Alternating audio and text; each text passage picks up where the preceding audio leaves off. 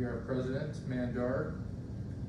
And evaluating Mandar's speech will be Peter, so please tell us what we're going to hear from Mandar, and please introduce him. Yes, the speech title is Lessons Learned from Chess. So the purposes of this project is for the member to practice vocal variety to enhance the speech. And he's going to present a topic, a speech on a well-presented, well-organized speech on any topic. This is more or less, this is from Pathways, and it's more or less a generic type of speech. Please welcome Mandar.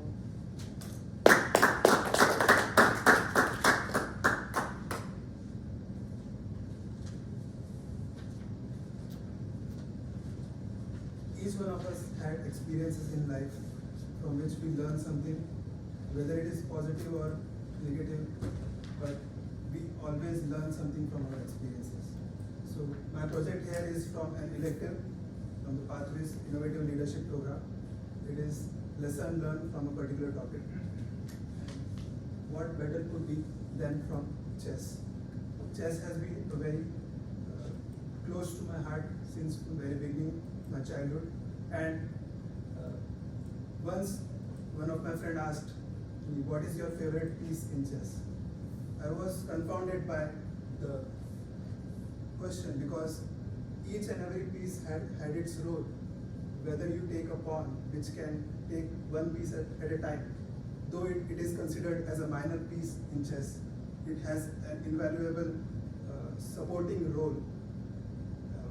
For example, whenever your opponent is attacking you, you can support your minor pieces, other minor pieces such as bishops, knights, and major pieces like rook, queen, and queen. And those make them much more stronger in their pursuit of winning the game. For example, knight is also one of my favorite because it can jump from one piece to another. It is peculiar and it can deceive the opponent in unimaginable ways. So I didn't answer that question that day because I knew that I had to play much more and analyze the game to the best of my abilities so that I could one day finally answer it. But what were the lessons which I have learned over the time? It is nothing but a war. The great writer, the Sun Tzu, from the Art of War says that you should never underestimate your opponent. However weak they seem to be, however strong they seem to be, you have to think them as your opponent and just focus on your game. So there are various analogies in chess. For example, the Queen's Gambit, if you have ever seen the Netflix series, The Queen's Gambit, it beautifully captures the opening, that is the Queen's Gambit. It deceives the opponent to capitalize the center. For example, in chess, the center has its utmost importance. Once you lose the center advantage, you lose the game. And then astute movement. It is one of those games where you have to be at your toes from the beginning. When I say that, even a small mistake can cost you a game.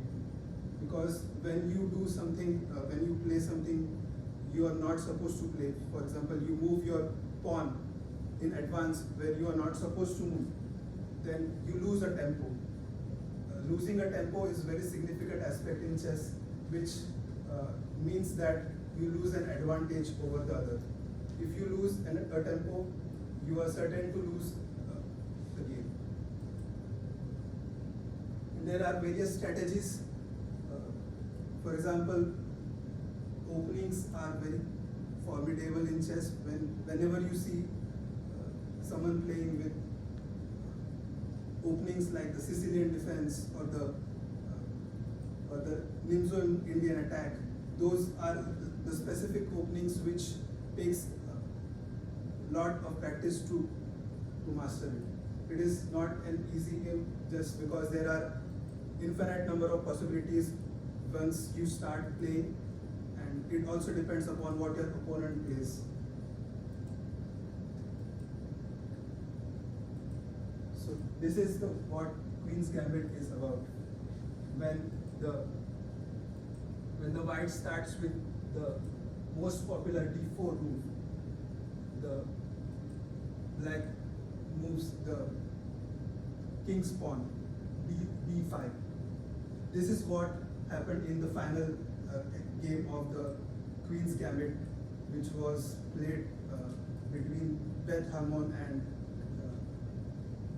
Gorgov, who is from Soviet Union. And although it is an imaginary situation,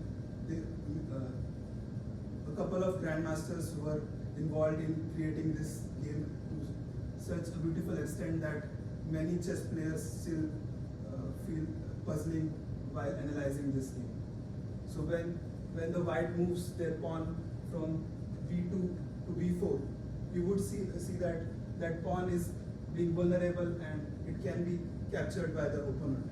But the idea behind is that when the black pawn captures this pawn at c4, it exposes the center, and that's what the white wants.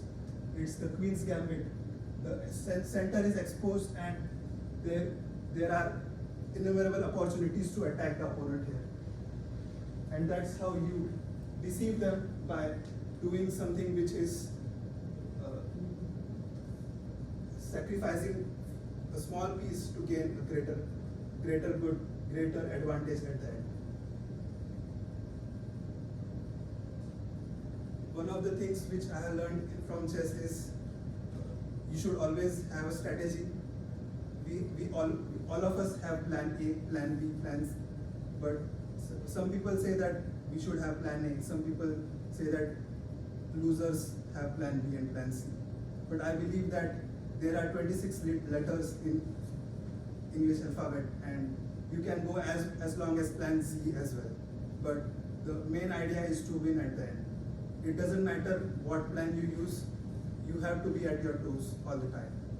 That's it. Thank you.